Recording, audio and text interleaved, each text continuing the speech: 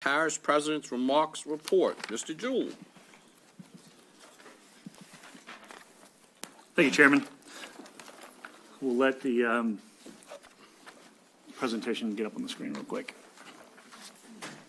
Okay, start with COVID numbers. Today, LDH reported a total of 12,494 positive cases of COVID-19 in St. Charles Parish since the beginning of the pandemic. This is 1,346 more cases than the last time that I gave an update to this council. Numbers do seem to be decreasing as we are now seeing a daily average of about 96 cases as compared to the daily average, which was 135 2 weeks ago. Additionally, our positivity rate has gone down as well. Testing locations, you might have received a text message or an email today if you were signed up for our alerts that there's going to be some testing at Access Health in Norco, 16004 River Road, Tuesday and Thursday, and that is going to be from 9 a.m. to 5 p.m., as well as the St. Charles Parish Hospital is still performing testing as well, and that is our hospital on Paul Mallard, and that's Mondays, 7 a.m. to 10 a.m., Tuesday, Friday, and Saturday, 8 a.m. to 10 a.m. Those do have a limited number per day, and that's why you see a reduced number of times there. But we do have this information available on our website, on our channel, as well as our social media pages. We'll just go into the Hurricane Ida update. Courthouse, third floor, the renovations are, repairs to restrooms and offices are complete, so our employees will be moving back into those spaces. If you were up on the third floor today, you saw some work going on out in our lobby to repair the damage there. Community centers, the Kelowna and St. Rose community centers are fully repaired and they are completely open, and they are again offering their full slate of activities for residents. Over in Waterworks, the engineering is underway to make the necessary repairs to the building. There was severe damage to both East and West Bank Waterworks buildings. We have various fencing throughout the parish that has been damaged, and we are at about a 75% completion rate for privacy fencing around pump stations, lift stations throughout the parish. The DRC, which is our Disaster Recovery Center from FEMA, closed last week on Friday, January 21st.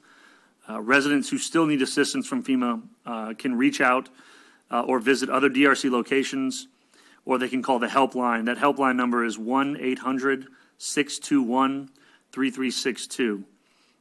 You can also find other DRC locations at www.fema.gov/DRC, but they've moved to more of a regional DRC approach at this time. Over to Public Works. Patchwork is beginning for a number of streets. This is the final round of roads that was rolled over from last year. This work was delayed due to Hurricane Ida. We'll be working to identify streets for 2022 soon, and we'll be reaching out to the council as well in that regard. So you see the streets on your screen here. There was one minor mistake. That's Tinney Street, which is actually in Booty and not Luling, but that is also on our list. Over to parks.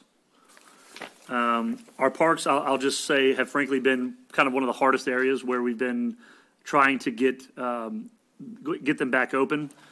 All of those repairs are going to be going through FEMA, and the FEMA process is pretty exhaustive as far as the amount and level of detail required to meet FEMA's standards. So that has been taking place for a long time now, but I'm happy to say that the Parks and Recreation has been able to safely open additional parks, Booty Park, and we're glad to say that those fields are lighted. Rathborn Park, that field is lighted as well. Muntz Park, not lighted. There's some, the remote control track at the playground and the remote control track at the East Bank Bridge Park has been reopened. The playground and tennis courts at both in the walking path at the West Bank Bridge Park is open.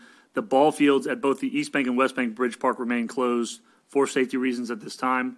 We're working very hard to make sure that by the time our baseball season comes around, that we are able to hold our baseball season. There may be some changes to weekend schedules. We may have to move some of those games up.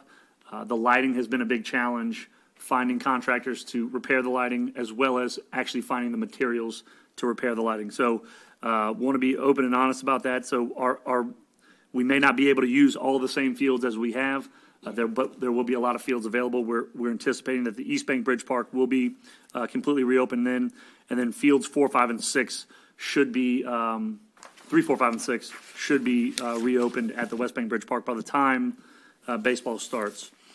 Let's see. Moving on to Trash Bash. Please save the date. 2022 Trash Bash is going to be on March 5th. If you are ready to register, you can register at www.stcharlesparish.gov/trashbash. We are welcoming all residents to join us to clean up St. Charles Parish. We had the parish looking pretty good within the first 2 years, and then Hurricane Ida hit, and that's kind of put a little bit of debris and litter back throughout the parish. So we are looking at getting all of our residents together. We hope we have a big showing for that. And then, of course, afterwards, we always do somewhat of a party at the Dufferin Community Center where we're going to have some food, some music, some prizes, and that'll be at 11:30 a.m. On March 5th. The Martin Luther King Book Drive is still ongoing. So far, our RSVP volunteers have collected 250 books. They would like to reach 500 by the end of the month. So if you're listening at home, please consider donating books, your books, whatever they are, at the Edward A. Dufferin Community Center during business hours for the Martin Luther King Book Drive.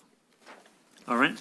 We do have job openings, animal control officer, carpenter, operators 1s, 2s, 3s, and 4s, grass cutter 2, groundskeeper, laborers, public information specialist, shop mechanic helper. And that concludes my report, Chairman. Thank you, Mr. Jewell. Appreciate it.